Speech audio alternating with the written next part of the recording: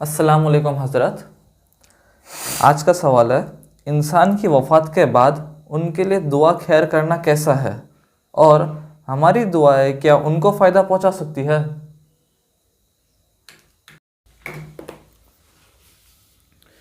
وعلیکم السلام ورحمۃ اللہ وبرکاتہ. ماشاء اللہ، آج کا سوال بڑا اہم ہے اور بڑی امپورٹنٹ کوسچن ہے. یہ بات ہماری کمیونٹی میں بہت چلتی ہے اور یہ سوال لوگ جاننا بھی چاہتے ہیں کہ بھئی کسی کی وفات کے بعد کیا ہماری دعا ان کو فائدہ پہنچا سکتی ہے؟ ان کے لیے ہاتھ اٹھا کر دعا کرنا کیسا ہے؟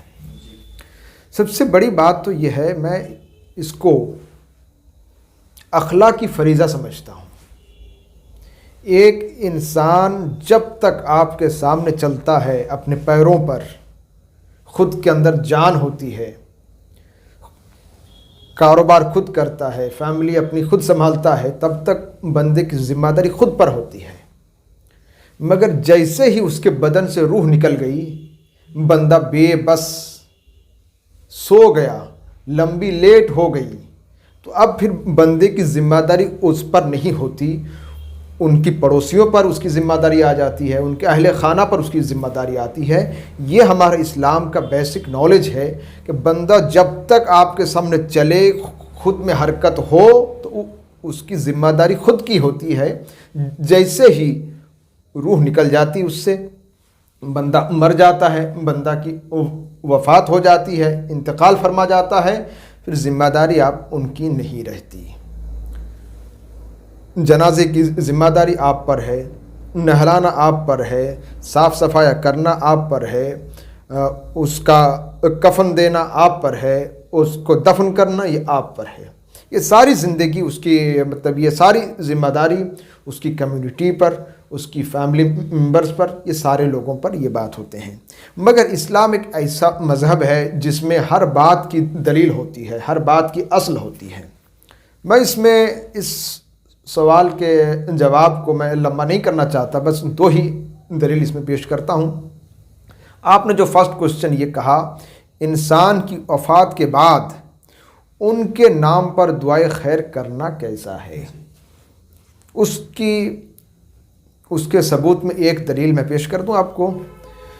حضور صلی اللہ تعالی علیہ وسلم سے یہ حدیث ہے، یہ حدیث صحاح ستہ کی مضبوط ترین کتاب مسلم شریف کے اندر ہے، ابو داؤد کے اندر بھی ہے، ابن حبان کے اندر بھی ہے، اور بھی میں حوالہ نہیں دینا چاہتا. اس میں یہ بات ہے، اللہ کے رسول صلی اللہ علیہ وسلم نے ارشاد فرمایا، اذا مات الانسان انقطع عنہ عملہ الا من ثلاثہ. جب ایک انسان مر جاتا ہے، انسان کا ڈیتھ ہوتا ہے، تو اس کے سارے اعمال بند ہو جاتے ہیں. اس کی نمازیں بند ہو جاتی ہے، روزے بند ہو جاتے ہیں، حج بند ہو جاتے ہیں، زکوٰۃ بند ہو جاتی ہے. ان کے تمام کاروبار، تمام اعمال، وظائف، اوراد، اوظاف سب کچھ بند ہو جاتے ہیں. پھر اللہ کے رسول نے فرمایا الا من ثلاثہ، مگر 3 دروازے ان کے لیے اوپن کر دیے جاتے ہیں.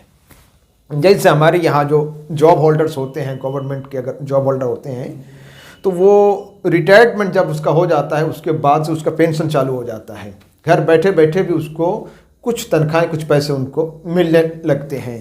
تو یہ ہماری خوش نصیبی ہے کہ ہم مرتے ہیں، مگر رسول صلی اللہ علیہ وسلم نے فرمایا کہ تمہارے اعمال تو بند کر دیے جائیں گے، مگر دوسرے 3 دروازے تمہارے لیے کھول دیے جائیں گے.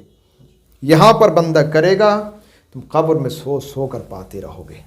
وہ کیا ہے؟ اللہ کے رسول نے فرمایا صدقۃ جاریہ، ایسا صدقہ جو جاری ہو، چلتی رہے. وہ کیسے؟ مثلا آپ نے مسجد میں پنکھے لگا دیے، یہاں پر پنکھے گھومیں گے، اس کی ہوا سے لوگوں کو فائدہ پہنچے گا، مردہ سو کر قبر میں ثواب پاتا رہے گا.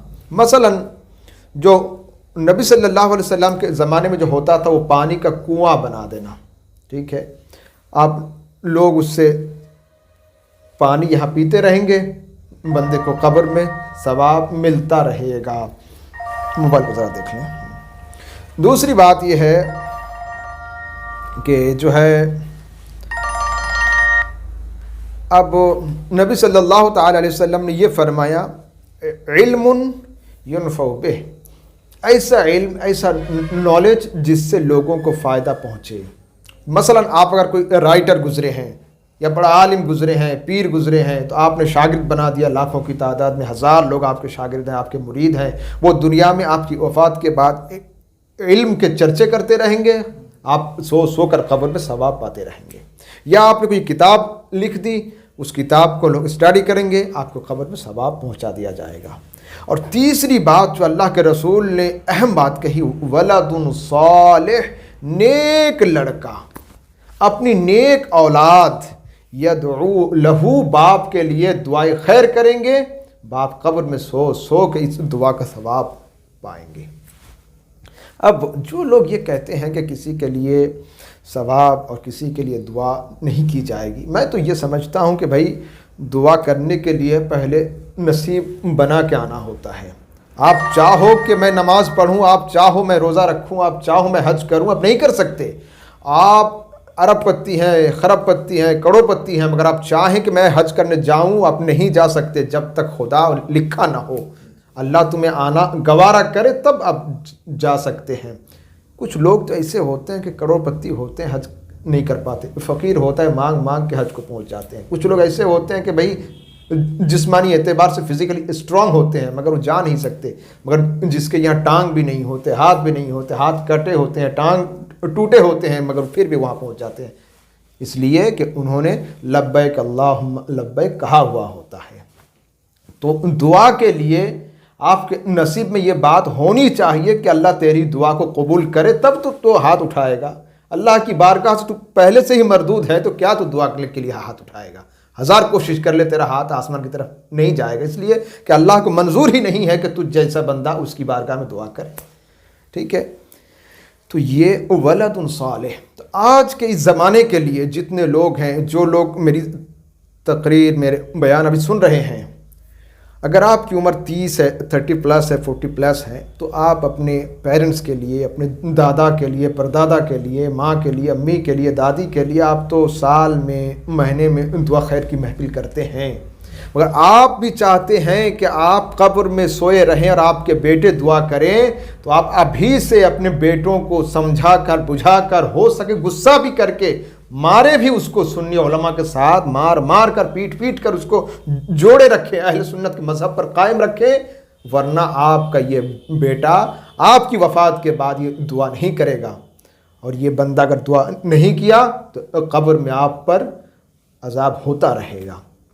تو آپ اگر قبر کی بھلائی چاہتے ہیں، اپنے بیٹوں کو، اپنی اولاد کو، اپنے پوتے کو سنی علماء کرام سے جوڑ دیں، سنیوں کے یہاں جوڑ دیں، حنفی مذہب میں داخل کر دیں، تاکہ آپ قبر میں سو کر بھی مصطفیٰ کی بات پر بھروسہ کرتے ہوئے آپ کے بیٹے کی زبان سے دعائے خیر آپ تک پہنچتی رہے. دوسری بات آپ نے جو یہ کیا ہے وہ یہ ہے، اور کیا ہماری دعا ان کو فائدہ پہنچا سکتی ہے؟ دیکھیں، میں پہلی حدیث سے یہ بات ثابت کر دیا، دعا کرنا چاہیے، اور جو نیک بچہ ہوگا وہ اپنے باپ کے لیے بلا کسی دلیل کے، جھجھک کے وہ دعا کرے گا. ٹھیک ہے. دوسری روایت، اللہ کے رسول صلی اللہ علیہ وسلم نے فرمایا، یہ حدیث طبرانی شریف معجم الاوسط کے اندر ہے، یہ حدیث مجمع الزوائد کے اندر ہے، یہ حدیث شرح الصدور باحوال القبور کے اندر بھی ہے. اللہ کے رسول نے فرمایا، امتی امت مرحومہ، میری امت اللہ کی رحمت کے نیچے ہے. ٹھیک ہے. تدخل قبورہا بذنوبہا، میری امت کے لوگ قبر میں داخل ہوں گے گناہ کے ساتھ، گناہ کے پہاڑ ہوں گے سر پر. وَتَخْرُجُ مِنْ قُبُورِهَا لَا ذُنُوبَ لَهَا، مگر جب قبر سے قیامت کے دن اٹھیں گے تو سر پر ایک بھی گناہ نہیں ہوگا. سبحان اللہ. صحابہ کرام نے پوچھا، یا رسول اللہ، بندہ جب مر گیا، موت ہو گئی، قبر میں داخل ہو گئے، نماز نہ پڑھ سکا، نہ روزہ رکھ سکے، نہ حج، نہ زکوٰۃ، نہ عمرہ، نہ مسکینوں کو کھانا کھلانا، نہ غریبوں کو مدد کرنا، نہ خیرات، نہ دان، نہ کچھ، گیا تو گناہ گار تھا، اٹھا تو کچھ نہیں. حضور نے فرمایا، بے استغفار المؤمنین، تم جیسے مومن بھائیوں کی دعاؤں کی برکت سے اللہ ان کی زندگی کے تمام گناہ کو بخش دے گا. سبحان اللہ. تو یہ چاہیے، ایک بندہ جب مر جاتا ہے ہماری سوسائٹی میں، چاہے ہمارے پڑوسی ہو نہ ہو، اگر جان پہچان کا ہو، اپنے ابا ہو، کوئی ہو، اللہ ہم سب کے اباؤں کی حیات کو دراز فرمائے، لمبی عمر جیے۔ باپ بیٹے کے لیے سایہ در درخت ہوتا ہے، سایہ دار درخت ہوتا ہے۔ اللہ ہماری اباؤں کو، ہمارے ابو کو، ہماری فیملی کو لمبی حیات دے۔ تو یہ بات ہے، ہر ایک کے لیے دعا کرنا چاہیے۔ انسان جب مر گیا، سو گیا، اب اٹھنے والا نہیں ہے، روح نکل گئی ہے، تو یہ انسان کا اخلاقی فریضہ بنتا ہے کہ وہ اس کے لیے دعائے خیر کرے۔ دعائے خیر کرنا کوئی ناجائز، حرام، شرک و بدعت نہیں ہے، بلکہ یہ سنت طریقہ ہے، اور یہ بات حدیث شریف سے ثابت ہے۔ اللہ تبارک و تعالی ہم سب کو اپنے لیے بھی، دوسروں کے لیے بھی دعا کرنے کی توفیق عطا فرمائے۔